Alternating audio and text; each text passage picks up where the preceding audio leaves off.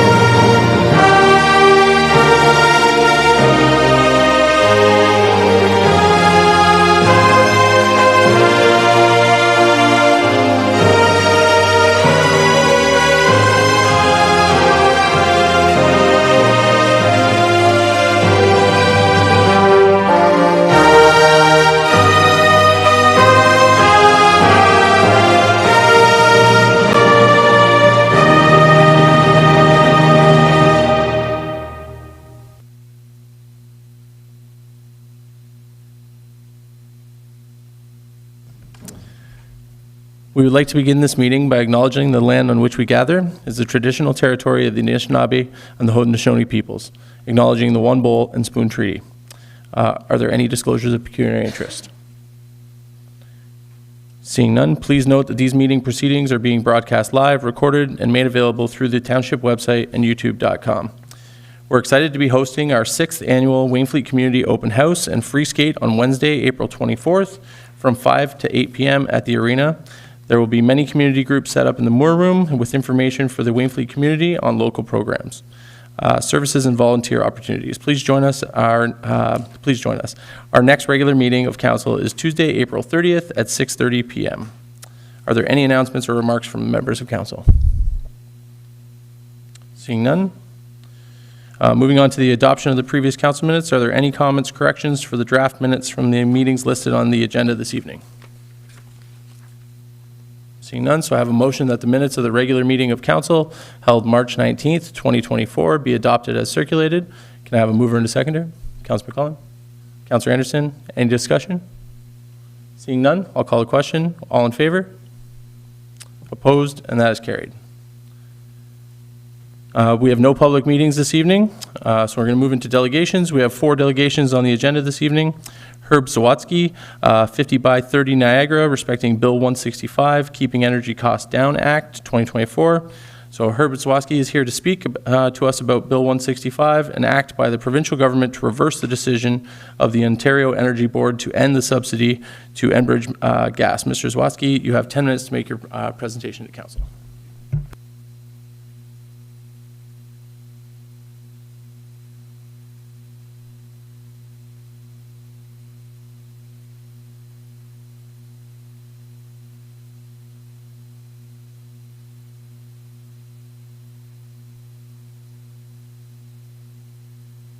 Excuse me, can you please turn your mic on?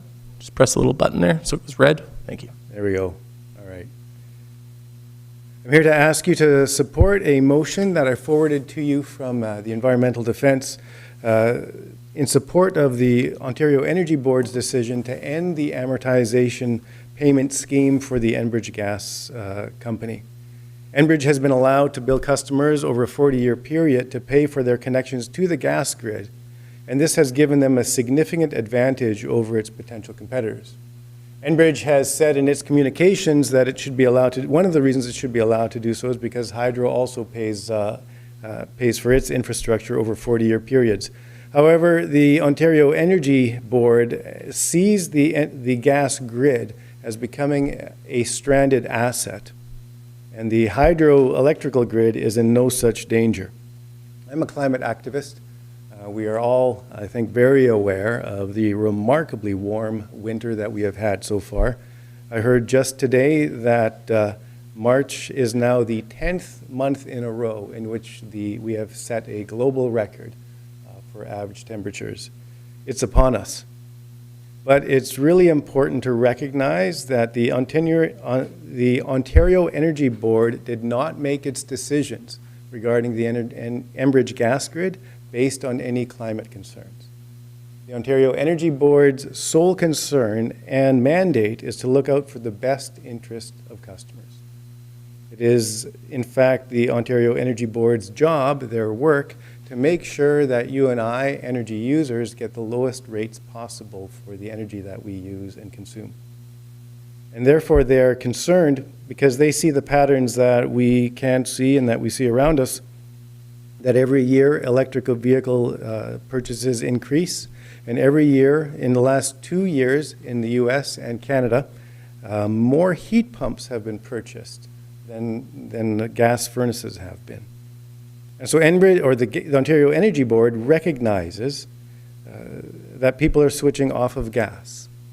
And they recognize that according to the model that Enbridge wants to use, fewer people will end up having to carry the burden of paying for the gas grid.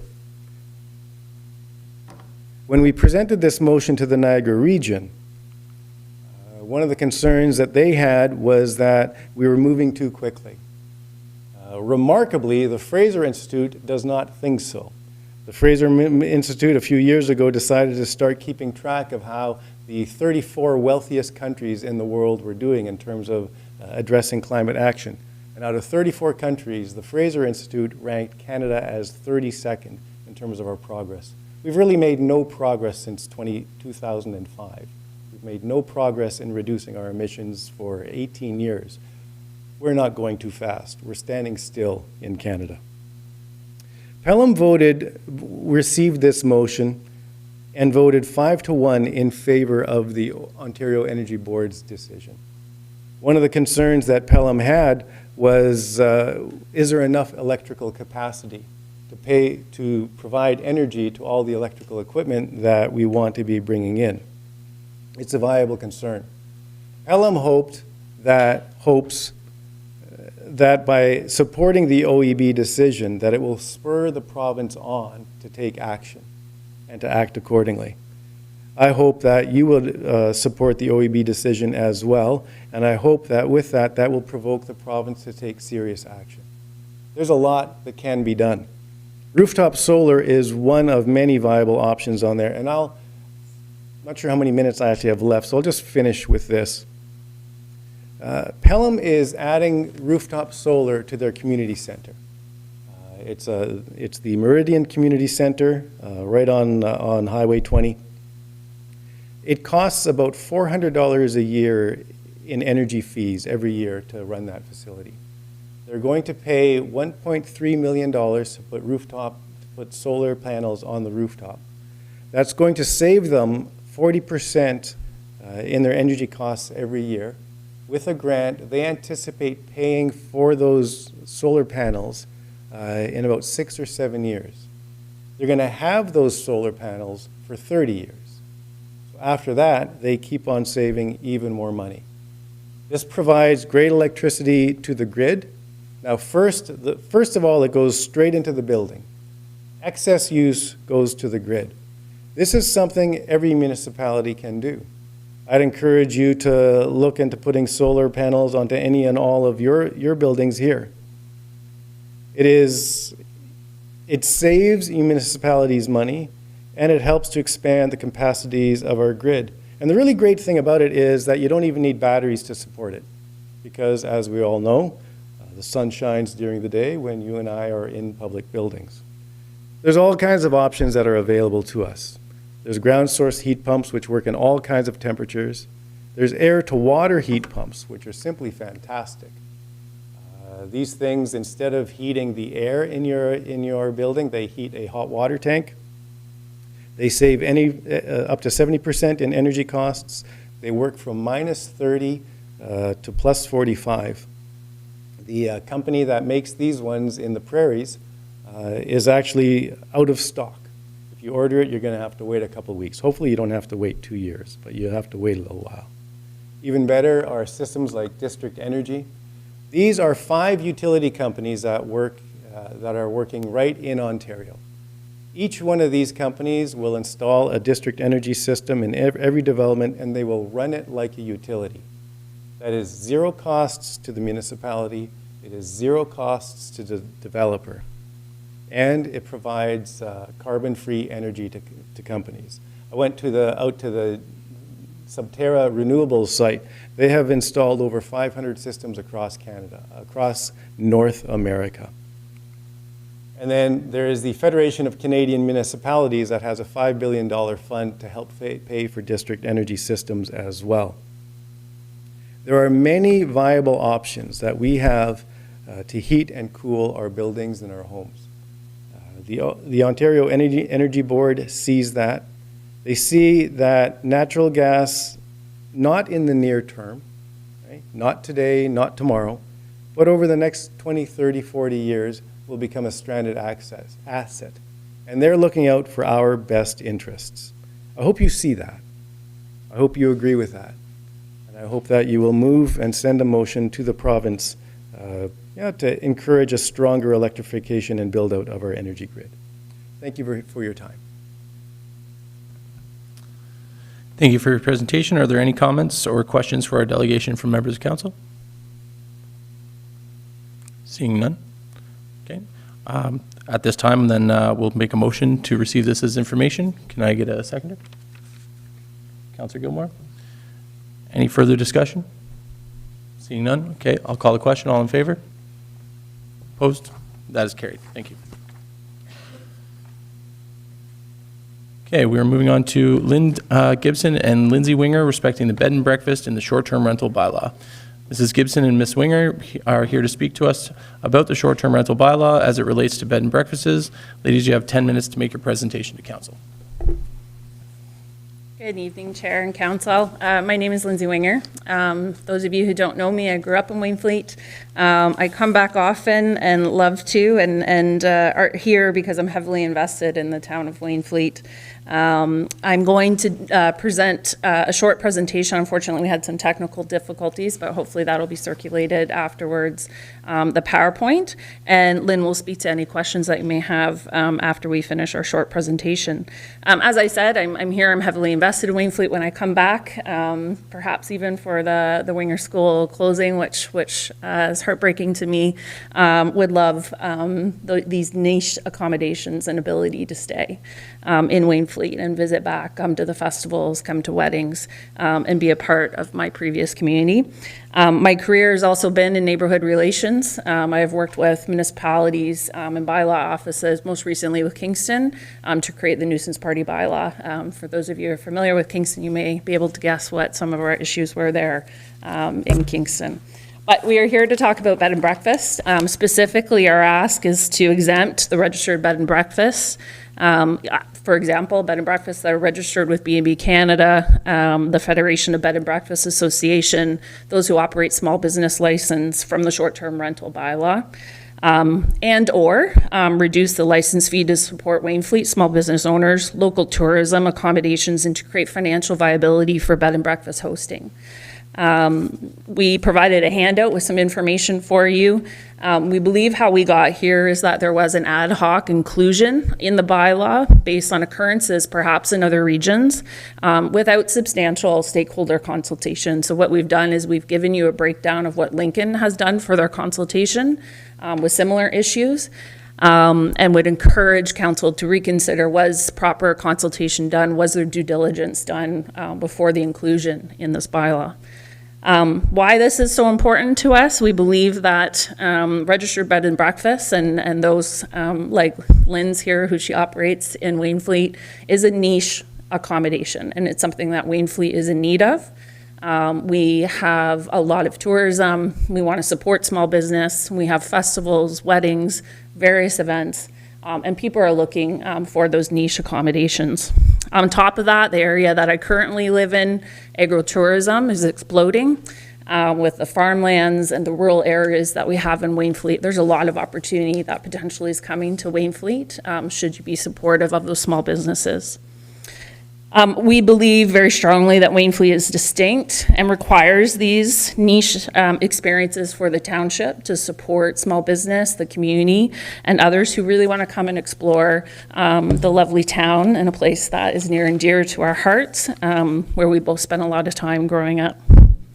The benefits, we believe, is supportive of small business owners, provides needed rural accommodation, as I mentioned, with the Wainfleet festivals that we have. We hope that that is only growing. We know that you're interested in supporting those initiatives for families, for folks like me who want to come home to the area that I grew up in. Owners and hosts of registered B&Bs and tourism advocates, they are tourism advocates. They're community representatives, and I would encourage council to consider leveraging those individuals as representatives of Wainfleet. When you host in a B&B like Lynn runs, there's a lot of conversation about what's available, what businesses are running. That is an ally for this township. We need those people who are encouraging other small business owners to be considered, to explore different areas, and that's really important for a small town like Wainfleet. We encourage you to open up and look into an environmental scan, potential other models, some of the similar townships. I understand if there's legal concerns, sometimes that can be, lawyers can be a little risk intolerant. I would say as job of council is to balance that with the needs of Wainfleet and community members, and to consider making it reasonable in decisions and proportionate for any complaints or concerns that exist. The lack of tourism accommodation in Wainfleet to support community events is going to be an issue. And we encourage you to consider the distinction that a true bread and breakfast would offer. It is growing, things are coming. Like I said, agritourism is something that I think is going to be pretty big on the horizon, seeing how it's exploded where I'm currently living. And registered bed and breakfast, where owners are there and occupied on property, are very distinct from Airbnbs where there's no owner present. Again, we believe that the B&B owners should be leveraged. They are a liaison, they are an advocate for not only just council, but for Wainfleet as a whole. So again, our ask for council is to reconsider, remove the bed and breakfast from the short-term bylaw, provide an exemption for the bed and breakfast from the bylaw, and if bed and breakfasts are not able to be removed for whatever reason, reduce the licensing fee, create financial stability for these small-term businesses who are really not in it for the money. They're there for the experience, to meet new people. Lynn has people come all over the place, and her reviews are just amazing. I encourage you to have a look. We've provided a few on your handout, and that is our ask for council. We'll take any questions. Thank you, ladies, for your presentation. Are there any comments or questions for our delegation? Councilor McClellan, go ahead. This is Gibson. I was the one for 2 years that said we didn't want to include bed and breakfast. You know that, your husband knows that. But what happened is, your association, you don't give licenses. They don't have the teeth to stop people from coming in this town and saying, I don't want to pay the license fee, and I won't be an Airbnb. I'll be a bed and breakfast, and I'll send a box of coffee and a dozen donuts from Tim Hortons by Uber, and then they get to do whatever they want. So unfortunately, I had to change my mind, because somehow we had to get control of the disaster that was running through town. We said that we would look at bed and breakfast after we got this thing through, but for the first year, that was the way it was going to go. We talked to lawyers, we talked to everybody. Your husband was the mayor. We worked on this for 2.5 years while he was here, and we worked on it through, continued on to this term. It's not that we don't like bed and breakfast. There's always, your husband was a police officer his whole career. There's always somebody trying to find a loophole to get around what the law is, and that's what we had to do to plug it. I don't know if there was a better way to do it, but we couldn't find it at the time. I think respectfully, I think what we're asking you to do is look at the behavior that you're trying to address. is that what feels like you're taking a solution and putting it across the entire township. Is the issue noise? Is the issue nuisance bylaws and parties that are unsanctioned? Are you looking at, is it proportionate for the Township of Wainfleet? Is it a few people who are complaining about noise at the lake? The lake is always going to be an issue. So either you need to look at absentee landlords or address the actual behavior that you're trying to do. And I understand what you're saying, but is that the behavior that you're trying to, what is the behavior you're trying to address? And is this the correct mechanism to do that? So when I read the bed and breakfast associations, I think you can actually run a bed and breakfast and be absent for a number of days a year. So how do we tell who's there and who's not there? It just got to be something that you couldn't police. So I can tell you from my perspective, that's why we changed our mind. I changed my mind. And we, as a whole here, said, better to be heavy-handed at first, and then we can back off afterwards, than to have this thing blow up in our face and nothing works. Because to be Ubers running all over town delivering coffee and donuts every morning. So, I'm sorry, but that's what happened, Lynn, and it went against what I wanted to do in the beginning. And I think all of us were in the same boat. We didn't want to do that to any of them.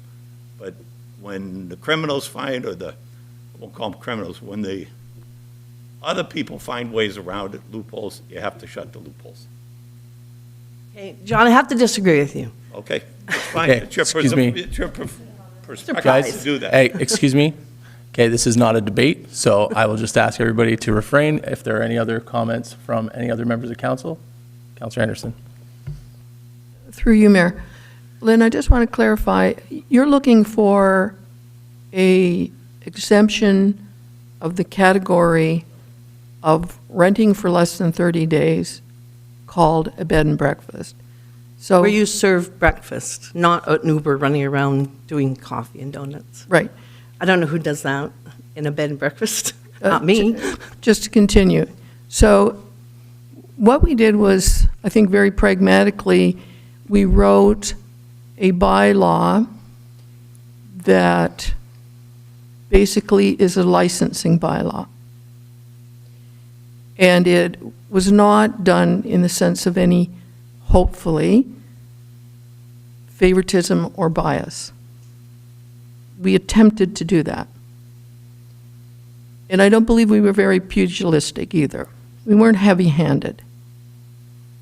So is your complaint that you don't believe that bylaw should contain bed and breakfast as a definition, and/or inclusively you want a fee change to your licensing?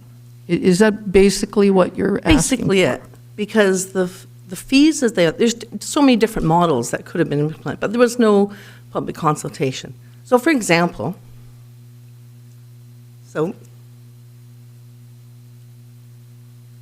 if I rent one room, $1,450 for a license, that doesn't seem reasonable. I'm not against the licensing, it's just be reasonable. And maybe use a different model.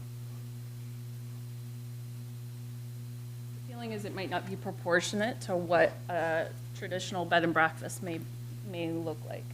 So there are people who are making significant amounts of money on short-term rentals.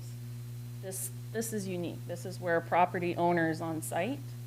So we are asking for an amendment to the bylaw or a reduction for the traditional bread and breakfast who are really not there to make the money, who are there for the experience because they enjoy the opportunity of meeting new people and who really do provide a tourism service to Wainfleet.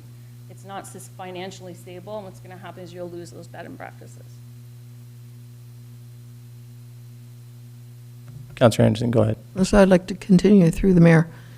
So just to firm it up, the fee you feel is punitive for a bed and breakfast, which may or may not have the capacity for income, compared to multi-unit or longer-term rentals or whatever. The problem is that we tried to pen a pure bylaw that licensed the renting of a livable unit for less than 30 days. Everything else over that falls into tenant occupancy, et cetera, other different laws, the Tenant Act. So, and at no point, in my way of thinking, did we ever discuss or make the decision upon the potential or lack of potential of income for anyone that was going to apply, that decided to continue on with the business or not. The income status of any short-term rental business out here was not part of our discussion. I like to say that we looked at it very pragmatically. We looked at the population. Some people come that cause a problem, some don't. We looked at the type of people that were coming. Some people came that caused a problem, some didn't. We had a lot of people come to us asking for permissive bylaw agenda. They wanted to do things that we actually knew caused some of the problems. Then we had people coming to us that were asking for protection because their lifestyle was changed. And I call that the 4 Ps. So I'd like to ask you to accept the fact that we did this on principle and that we did it pragmatically. That's a couple more Ps. So I think that for me, we're probably going to have to look at the functioning of this bylaw through a term of assessment. And it's only being in a position of being registered to for a few months. And we certainly don't want to create a situation where we become a policing authority. We want a document where people are self-responsible, self-driven, and have the integrity of running a business, hopefully making money, and policing themselves. We're not looking at creating a policing issue here.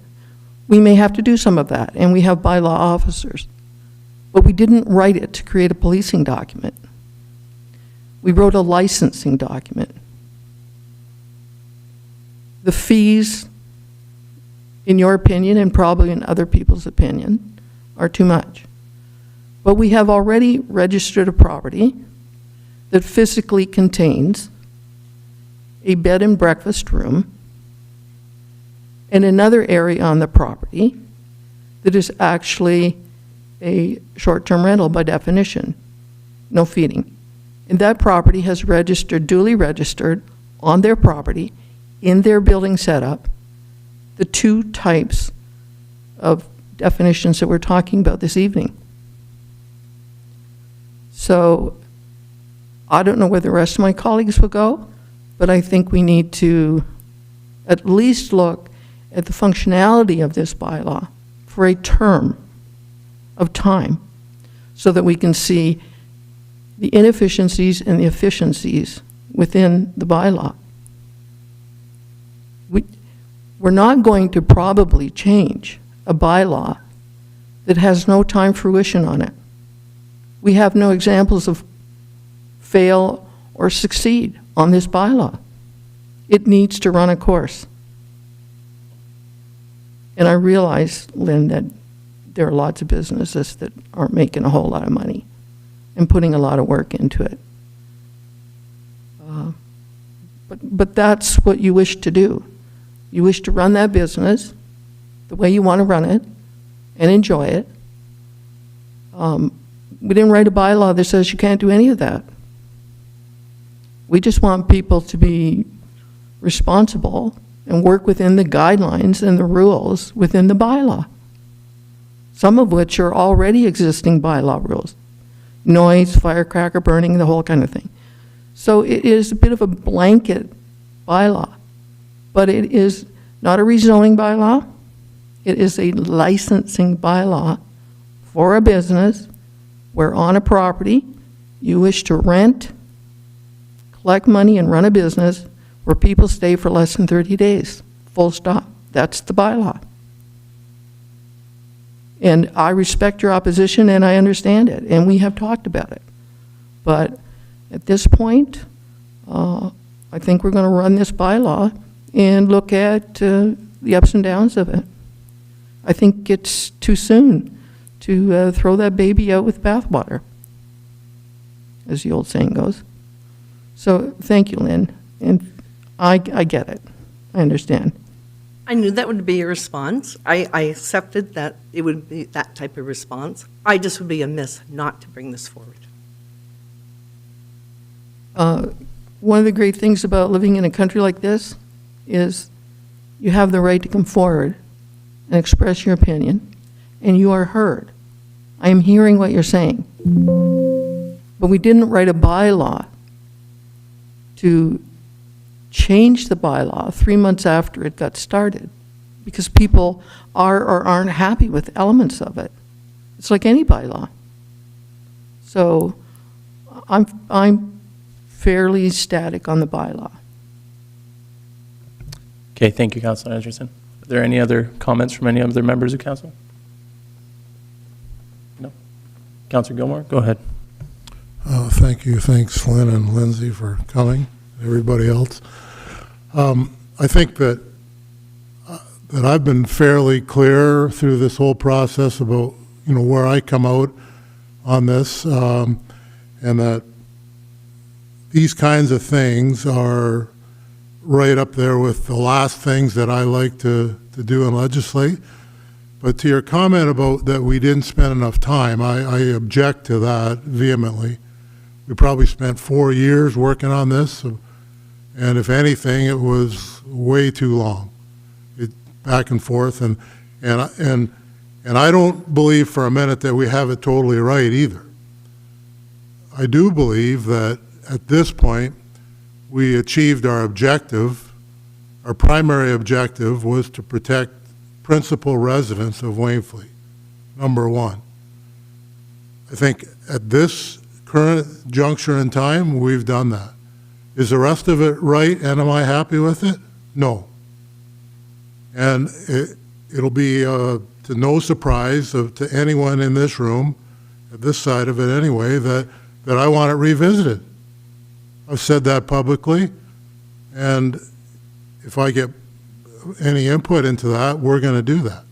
But to Councilor Anderson's point, we're not doing it 1 month after the registration process, or 2 or whatever it's been, has gotten underway, and we don't have any data to go on about anything. So, yeah, the whole thing is not good for a large portion of people, because when you have to write all these rules to go after 5%, 95% get caught in the crossfire. Life has always been that way. This is no exception. And yeah, I don't like it one bit. But I mean, you have my commitment that we're going to have a look at it. Whether we're going to change it, I don't know. We're going to have a look at it, because I'm no happier with it now than when we passed it. And I hate, and it won't be any surprise to some of the people in the gallery, I hate bureaucracy and creating levels of bureaucracy. So, and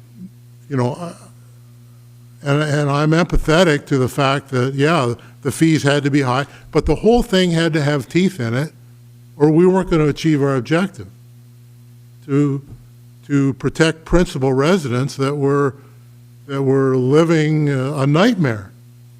And I've talked to a few of them since then, and things are better. So I was happy to hear that. But I'm not happy to have, I've had several conversations, not directly with you, but others in your exact situation. And they may be here. I've only done it on the phone, so I haven't met the people. But yeah, it's not good. But if I have any say in it, we're going to have a look at it. And I'll leave it at that. Thank you. So So, okay, at this time, I'll have a motion that the delegation from Lynn Gibson and Lindsay Winger respecting the bed and breakfast in the short-term rental bylaw be received. Can I have a mover and a seconder? Councillor Van Fleet and Councillor McCullen. Any further discussion? Seeing none? Thank you, ladies. I'll call the question. All in favor? Opposed? And that is carried. Okay, we're moving on to Brent Lyndhurst respecting the legal non-conforming use grandfather clause regarding the short-term rental bylaw, the 026-2023.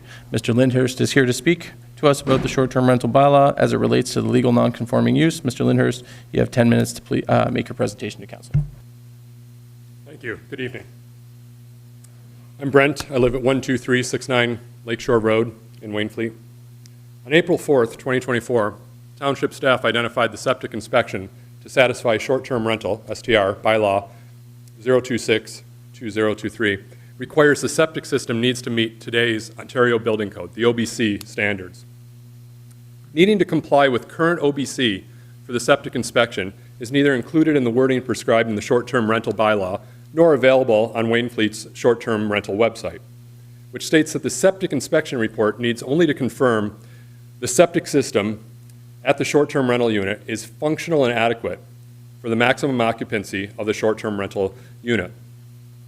This is problematic because the septic inspection requirement interpretation by township staff seems to not respect the acquired rights, more commonly known as grandfathering, of property owners in accordance with Section 34, subsection 9 of the Planning Act. This reads, accepted lands and buildings. No bylaw passed under this section applies to prevent the use of any land, building, or structure for any purpose prohibited by the bylaw if such land, building, or structure was lawfully used for such purpose on the day of passing that bylaw, so as long as it continues to be used for that purpose. Item 4.1 of the short-term rental bylaw is problematic for the same reason, as it appears to conflict with Section 34, subsection 9 of the Planning Act.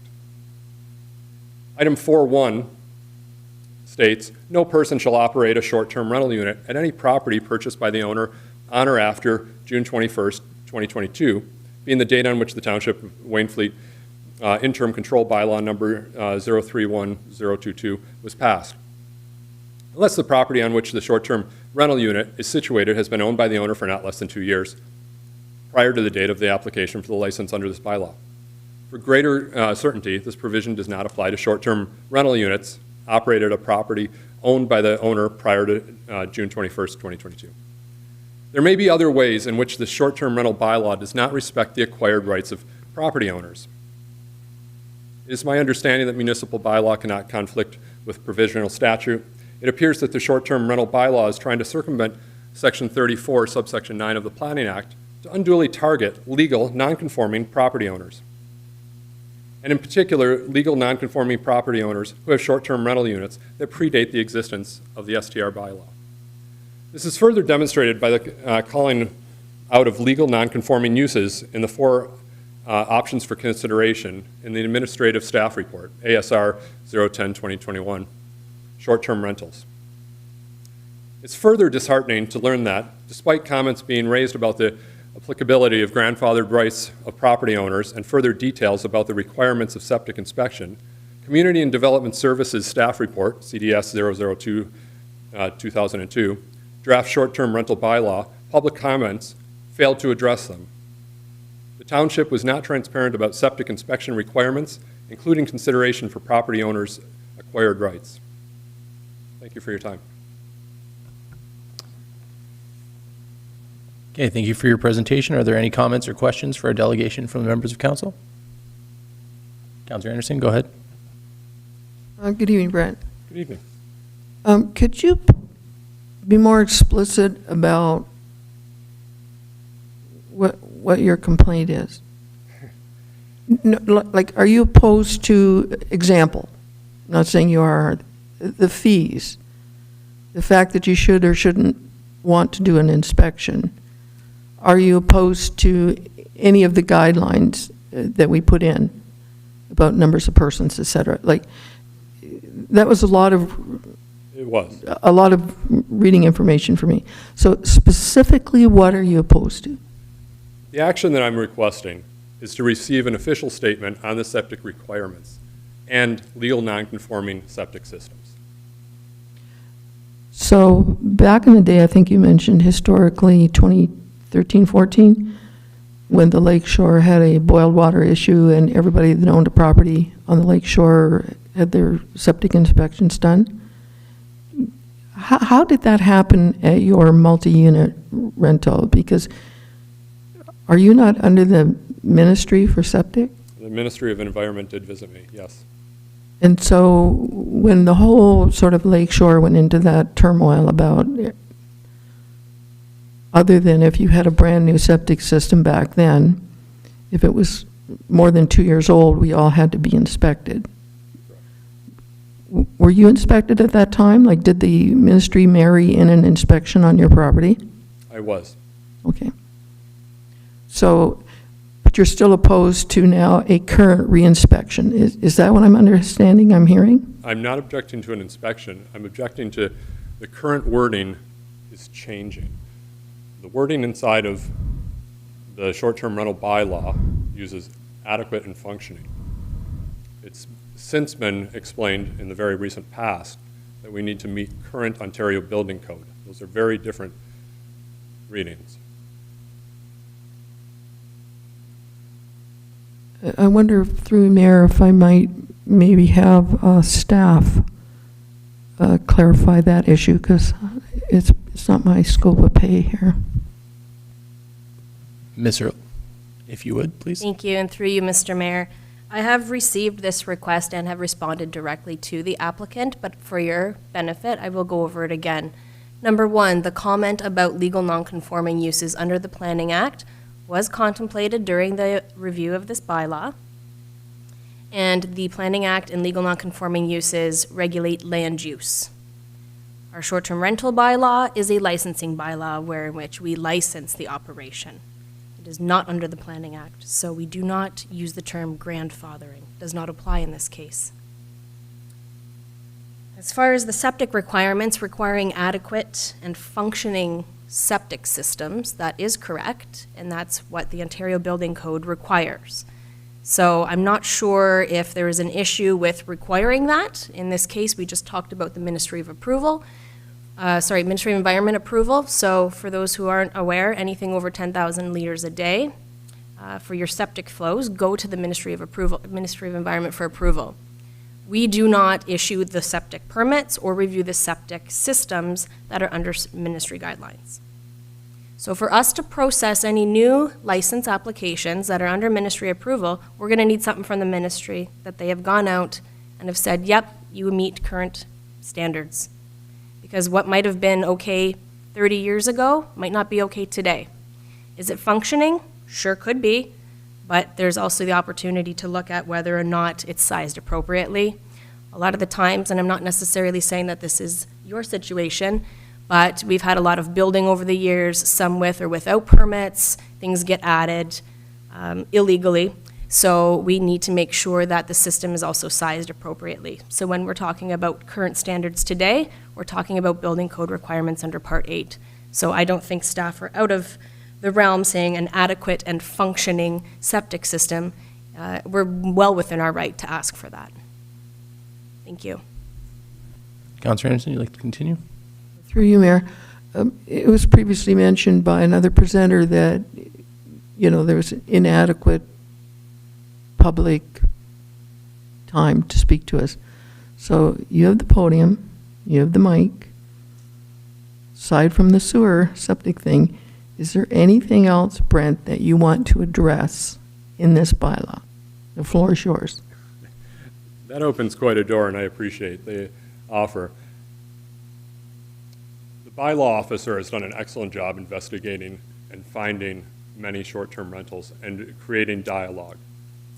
Your question opens up a door that will create much communication, and I'm sure they've received much of it already, but this isn't the forum to go into specifics.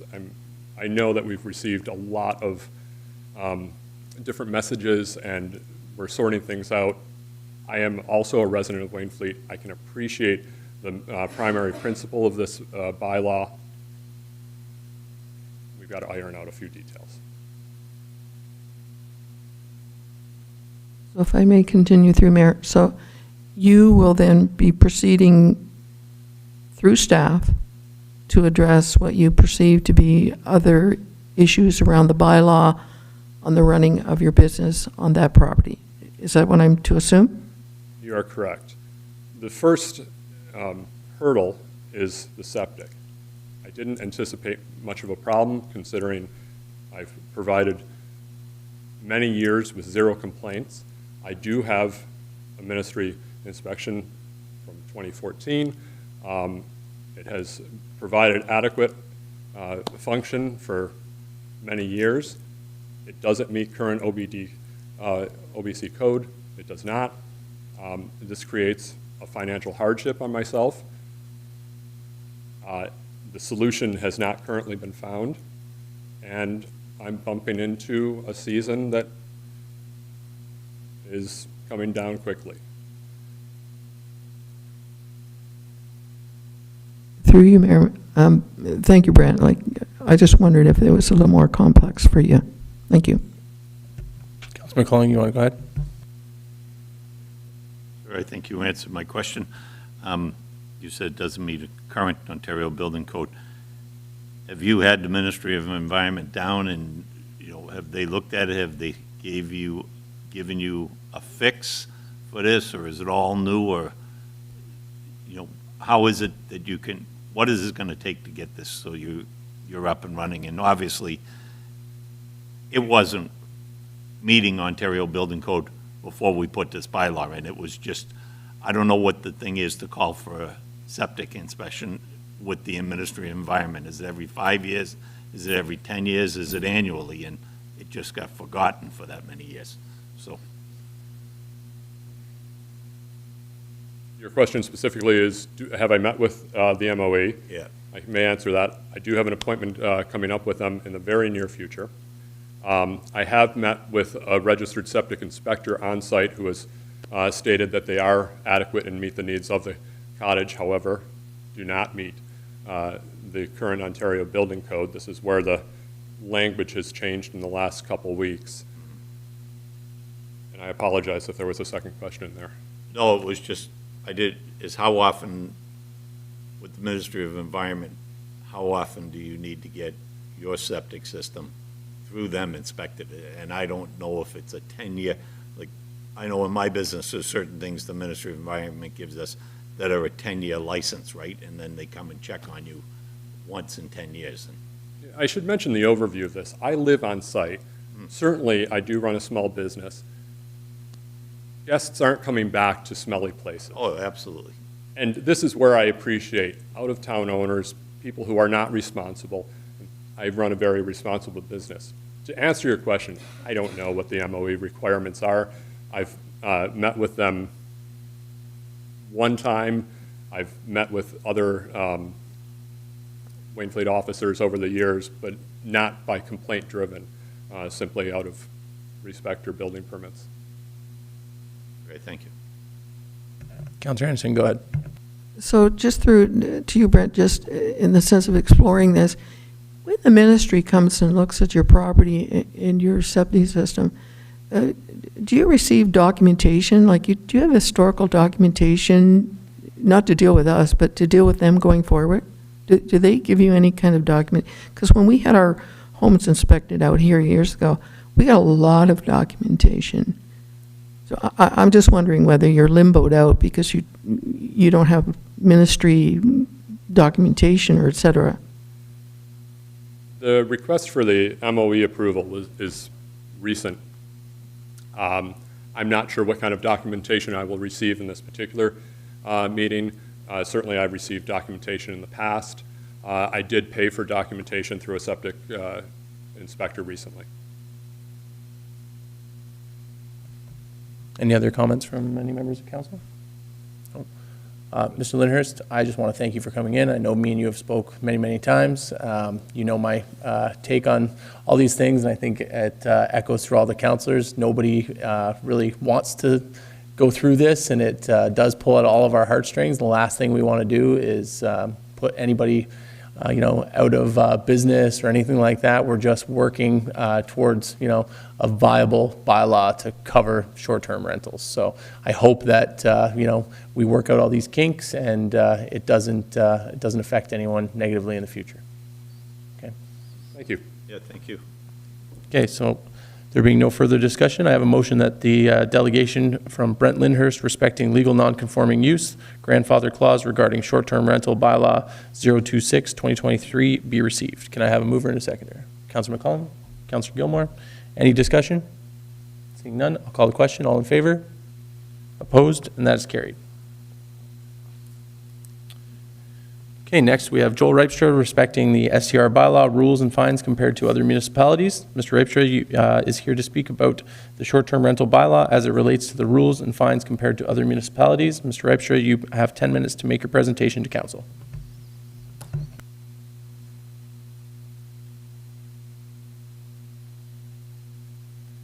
Good evening. I'm Joel Ripstra. This is my wife Rachel, and we have a property on the lake shore with 2 dwelling units on one property. And we were just wondering about the previous bylaw where it was mentioned that you're allowed guests until 11 p.m. and the new bylaw doesn't state you're allowed to do that. And we were told that it wouldn't be allowed ever.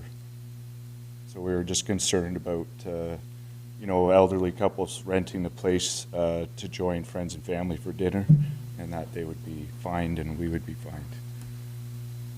And I'd like to ask for an amendment to the bylaw to reinstate the 11 p.m. curfew. Okay, Councillor McCollum, go ahead. I'll take a stab at this, but All right. it's only my opinion. If we allow it to happen, it'll be the Wild West again. I'm going to tell you, if the example you just said, that the elderly couple rented a place, they had a couple of sons or daughters that showed up that are probably your age or older, I don't think there's going to be a lot of noise. And if you don't have a lot of noise, I don't think any of your neighbors are going to complain. I'm not saying that that's what you can do, because there's probably 2 people sitting directly in front of you that'll argue with me, but I'm just trying to use common sense, right? And if we don't get a call, you won't see us, right? Sure. So that makes a big difference when you have a neighbor that complains over everything, and we do. We get along great with everybody on our street, but there is one neighbor that Always fights with one. all the neighbors. So that one neighbor, we take great pride in our property, we take care of it, we love it. Like, it's not run down, we go every week to cut the grass, to weed eat, to polish everything up, to change the sheets. Like, we love this place. We have lots of rules implemented. We lock bedrooms off so that there's not too many people there. We don't rent it for long weekends because we don't want to ruin the neighbors' times. So we get along with all of them. But there's one neighbor, a squirrel carries a chestnut to his property, he's calling and complaining. Like, it's just, so what do you do then? Right? We know he's going to be complaining. Yeah. And to be told that, we can rent it to 6 people, and if they have people over for dinner, we're going to get a fine. It just makes me sad that that's where we're at. Listen, I can tell you, there's not a person sitting here that ever ran for office that wanted to have anything to do with telling people how to live their life. That's not what I came here for. It wasn't to teach good manners or good behavior. But since COVID, the world's changed. There is no such thing as good manners or good behavior. It's all me, me, me, and I don't care about anybody. But it And starts with all of you. It starts with us. I know We that. have to So care about everyone. I do. I try and do that. As Councilor Gilmore said, this goes completely against what I believe should happen in a free world. But I also look at the permanent residents that live here and worked all their lives, saved their money, finally bought a house they could retire in, and now they can't enjoy it because this party's going till 3 or 4 in the morning, and, yeah, you can say to cops, call the cops. We got one police officer in Wainfleet. He doesn't get there real fast. But I'm kind of digressing from this, but, you know, I told you what I think. Kind of seen a couple of heads in front of you nodding, so I don't know what you do about the one neighbor. Maybe buy him a bottle, case of wine or something and make him your friend. I'm not sure. Yeah, we've You know tried. what? Our young daughter was carrying flowers to a neighbor down the beach, and he screamed at her for walking on his Yeah, beach. you know. But he's a miserable person, and he's always going to be. And So will there be some sort of grace given in those situations? we'll ask, I know they won't answer in public, so we'll ask them in private to do offices, and maybe one of us can get back to you. I'll ask Joanne, Mr. Guttine to speak to that. I'll put him on the spot. Through you, Mr. Mayor. Normally, it comes down to officer discretion. First thing I'm going to anticipate when I show up to a property would be using the reasonable persons test. Every situation is going to be different. So, like I said, it'll go by discretion. Do you have an answer? Yeah, Joanne answered quite a bit on the first time, how this is being approached. Councilor Gilmore, you have a comment? Thank you, Mayor. I just want to confirm that we did have a phone conversation. I haven't met you, but, Yes. okay, so, yeah, and I just want to reiterate our conversation in the context of the bylaw officer, and I think that I just want to reassure you that what I said in our conversation is essentially what he just said to you, Yes, and you still have my phone number. yes. That's the reason for me here tonight, is just to make everyone aware of our standing and what our intentions are with the property. And our intentions long-term is to retire here and stay on the lake and maybe one day be the person complaining. But, you know, Let's hope not. but we're trying to get there right now, so. So we only rent to offset the cost, not to turn a giant profit, and we do like to spend our time there. And the more we can spend our time there, the more we will, and there won't be short-term rentals, but as for now, it's needed. Councilor Anderson? I hope you'll indulge me not calling you back. I didn't hear your voicemail. However, since it would be a conflict of interest, in my opinion anyway, for me, because you have done some work on our property. So it was not by omission or lack of care about what you called me up. It's just, it wasn't proper until we had this discussion in this forum. That's why I mentioned it, just in case. Thank you. I'll also just say that, thank you guys for coming. We've talked many, many times. You guys have known me for a decade, right? You know my family. My family has worked for you. I personally know that you guys are not the problem. You guys are great owners and great renters. So in any way that we can try to help not, put pressure on you guys, that's what we're going to do, right? Much appreciated. Thank you. Okay, so I have if there's any other comments? Seeing none? Okay, so I have a motion that the delegation, did you want to make? No, do we? Oh, yeah, if you want to. Yeah, you go sit down, yeah. All right, so I have a motion that the delegation from Joel Ripstra respecting STR bylaw rules and fines compared to other municipalities be received. Can I have a mover and a seconder? Councilor McCullin, Councilor Van Fleet, any discussion? Seeing none, I'll call the question of all in favor. Opposed, and that is carried. Now, is there any other further discussion from members of council regarding short-term rentals before we move on to staff reports? Anything unaddressed that anybody would like to discuss regarding short-term rentals? Okay, seeing none. So I'll move into the consent agenda. We do not have any items on the consent agenda this evening. So we're going to move into staff reports, administrative staff reports, ASR 006, 2024, respecting the 2024 property tax rates. Ms. Louie, could you please provide a brief overview of this report in Mr. Hart's absence. Oh, Just one question. yes, of course, hop in. I think most of those people were here for short-term rental. Mhm. That's done, so if you want to tell them, they may know they're not here all the time, right? So they Oh, yeah. may not know you can get up and Yeah. leave. Yeah. So, Yeah, I'm not you're- kicking you out, but I don't want to have you sitting here for an hour and a half with nothing. If you guys don't want to, you don't have to stay. That's okay. You're Yeah. welcome to stay. If you would like to sit here and listen to us, that's okay. All right? Okay, so I will again go to Ms. Louie for the report. Thank you, Mr. Mayor. So through you to all of council, so the administrative staff report before you is with respect to establishing and approving the 2024 property tax rates. So I have a motion that the administrative staff report ASR 006-2024 respecting the 2024 property tax rates be received, and that council consider the bylaw attached to this report as Appendix A to provide the final property tax rates for 2024 taxation year. Can I have a mover and a seconder?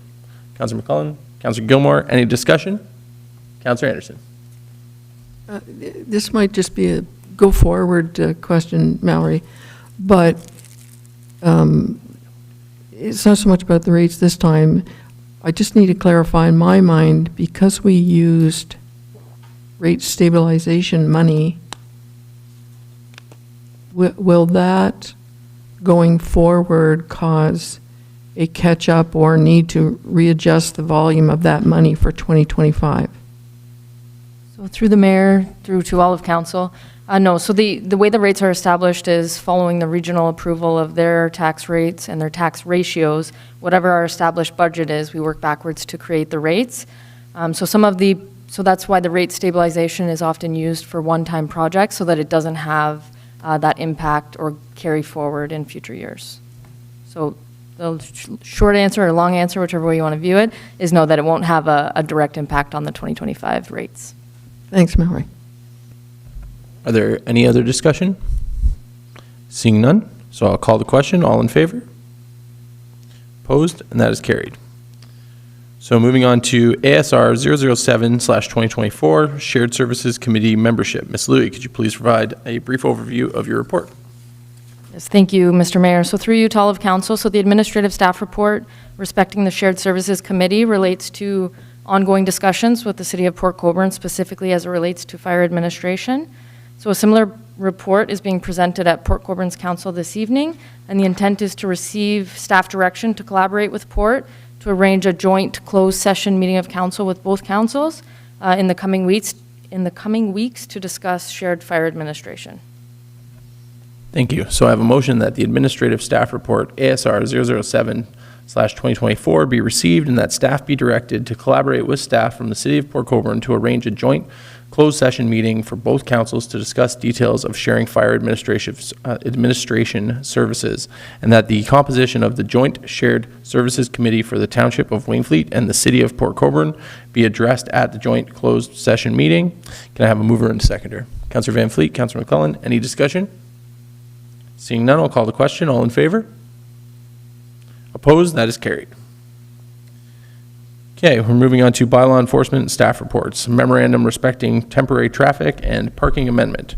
Ms. Earl, could you please provide a brief overview of your memo? Thank you, and good evening, Mr. Mayor and members of council. With the ongoing construction of the new Marshville Elementary School, the current population of St. Elizabeth Catholic Elementary School, approximately 70 students, in addition to the faculty, was relocated to the William E. Brown Public School in portable classrooms. So since the return after March break, those relocations of the additional students and faculty has really put significant strain and pressures on traffic and parking on the streets adjacent to the school. So through site visits and observations from the manager of operations, the fire chief, our bylaw enforcement officer, and along with the principals or officials from the schools, staff has identified the need to further amend the traffic and parking bylaw number 010-2018 to address these safety concerns. So the amendment will add no parking on the south side of Napoleon Street from Highway 3 to Lee Street, as well as the south side of Clarendon Street East from Lee Street eastward for 61 meters, and that will allow for appropriate bus queuing and pickup spots. Please note that these changes are only proposed to be temporary in nature, and the bylaw will expire at the end of June, at the end of the school year. So staff would respectfully request council's consideration of the draft amending bylaw, which will act as an additional enforcement tool to address the matters of public safety. Thank you. All right, thank you, Ms. Earl. We don't have a motion for this memo, but we will consider the proposed bylaw amendment later in the agenda. Are there any questions or discussion from council on this memo? Okay, seeing none, we're going to move into Public Works Staff Reports, PWSR 008-2024, respecting the Western Ontario Super Hockey League. Mr. Nan, could you please provide a brief overview of your report? Good evening, Your Worship and members of council. Before you is Public Works Staff Report 08-2024, referring to the potential expansion of the Western Ontario Super Hockey League. Council received a delegation on January 20th, and senior staff met with the delegation to determine the exact criteria to host such a team. And we also held a subsequent meeting with members of our user groups to gauge the level of interest and willingness to try and host the higher caliber. An open discussion took place regarding current availabilities, as well as current rental time slots. Minor hockey, during our discussion, we were also advised that minor hockey is actually proposing to host additional tournaments, as well as the men's hockey league is poised for potential additional team in the upcoming season. Although they were very interested in the potential of residents watching such a league, there was also discussion due to the volume of ice time required, the dressing room requirements, which would further limit any future ice times, and groups would also be required to forego some of their current allotted time slots. Unfortunately, all user groups were unwilling to give up their current ice time allotments in favor of local supported groups at this time.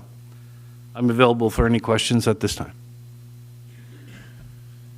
Okay, so I have a motion that the Public Works Staff Report, PWSR 008-2024, be received and that council decline the opportunity of hosting the Western Ontario Super Hockey League expansion team. Can I have a mover and a seconder? Councilor McClellan, Councilor Wainfleet, any discussion? Councilor Anderson, go ahead. Through Mayor Richard, I'm just interested, did you receive, while meeting with the applicant, did you receive any form of a business plan, a relevant sort of format to, you know, wanting to come on premises with a business, with a plan, with a action, outcomes, incomes, et cetera, et cetera? Through your worship, if I may speak on behalf of all of our staff that was there at that meeting, there was really no business plan.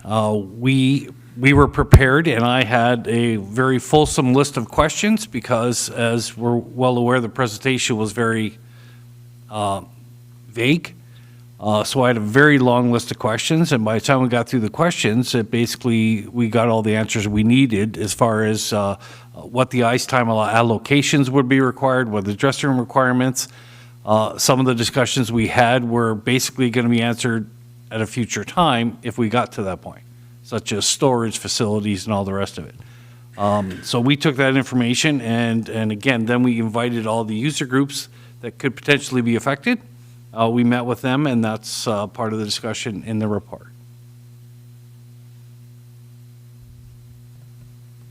Any other discussion, comments? Okay, seeing none, so I will call the question. All in favor? Opposed? And that is carried. Okay, so we're moving on to PWSR 009-2024, respecting the award for tender for calcium chloride for 2024 to 2026. Mr. Nan, could you please provide a brief overview of your report? Thank you, Your Worship. Through to members of council, the next report is regarding the award of tender for the calcium chloride. Staff collaborated with the Township of Lincoln, as we've done in the past, with a shared public open tender. Calcium chloride is an essential for us for dust suppressant on our gravel roadways. Staff have noticed a dramatic increase from previous years during the tender opening, and we only received a single bidder. Staff will monitor and review the quantities used in order to try and stay within budgetary allocations established in our 2024 operating budget. I'm available for any questions at this time. Thank you. So I have a motion that the Public Works Staff Report, PWSR 009-2024, respecting the award for tender for calcium chloride for 2024 through 2026 be received, and that council authorize the manager of operations to award the tender to Daily Dust Control for the supply and application of calcium chloride for 2024 through 2026. Can I have a mover and a seconder? Councillor McClellan and Councillor Van Fleet. Any discussion? Councillor Gilmore, go ahead. Thank you, through you, Mayor. Richard, we are going to budget enough for multiple applications on specific locations? To your worship, we currently usually do a single application, and it's based on weather and temperatures and moisture content in the roadway, et cetera. But we've always had a little bit left over that we could go back to sites. There's, complaint areas or areas that higher volumes of traffic, and it doesn't reactivate as well. But we do have that allotted, and we always have. But due to the increase in cost, we will have to really monitor our usage this year. Yeah, that's good, but I don't want to entertain a whole whack of complaints over, and you know the area that I'm referring to, and there's others, but specifically, I mean, there's no way around not paying attention to those areas until we finalize what we want to finalize there. Yeah. So I just want to make sure that we're going to get it done regardless.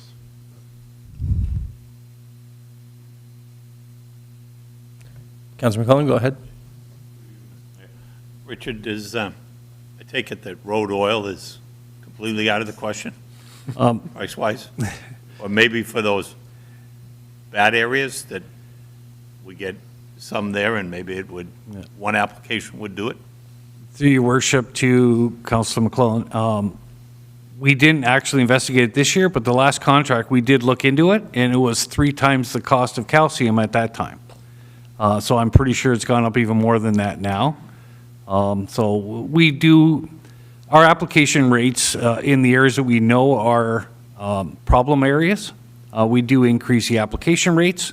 So we'll continue to do what we always do. We'll just have to monitor our usage and costing. I'm just asking. And to be honest, and to be fair, you're well aware that we used that in my previous employer, and I loved it, but cost-wise, it's just cost prohibitive here. Yeah. Councillor Van Fleet, go ahead.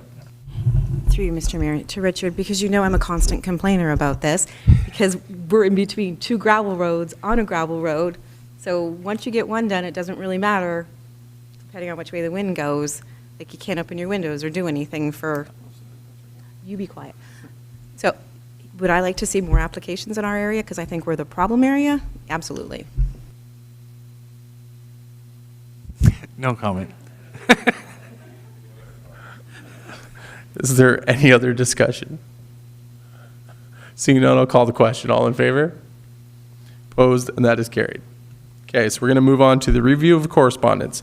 C 2024-106, respecting the AORS award. Councillor Gilmore, you requested to pull this item of correspondence. Would you like to speak to it? Well, I just wanted it pulled because of the significance of the achievement, and to express my sincere appreciation to the recipient. I get the privilege of working with him on the Drainage Committee, and not to elevate his status to any of the other, above any of the other great employees that we have, but to achieve 98% and be the top guy in the province merits some applause.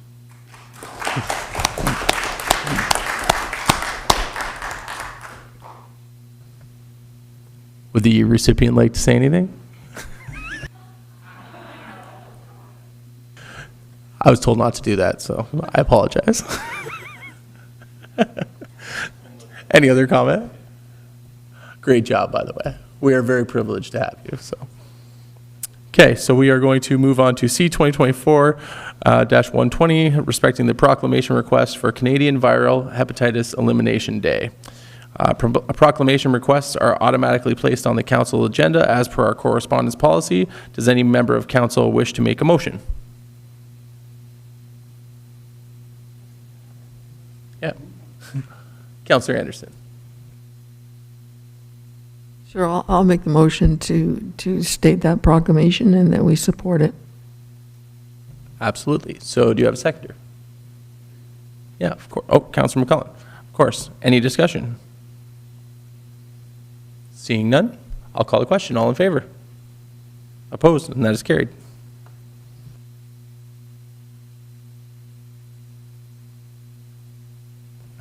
Okay, we're moving on to C, 2024-121, respecting the proclamation request for World Autism Day. Does any member of council wish to make a motion on this item? Councillor McClellan, thank you.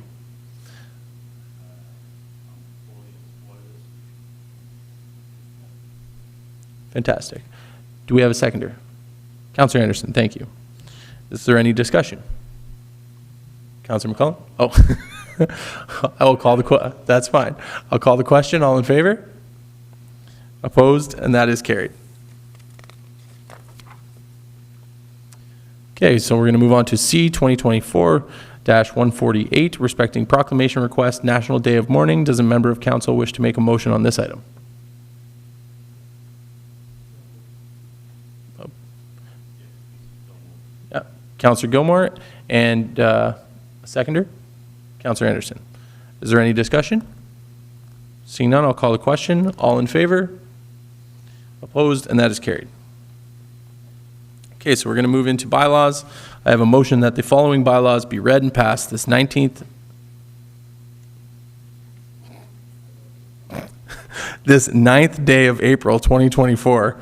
Bylaw number 012-2024 being a bylaw to establish estimates and tax rates for the year 2024. Bylaw number 013-2024 being a bylaw to amend and bylaw number 010-2018 being a bylaw to regulate traffic and parking in the township. Can I have a mover and a seconder? Councillor McClellan?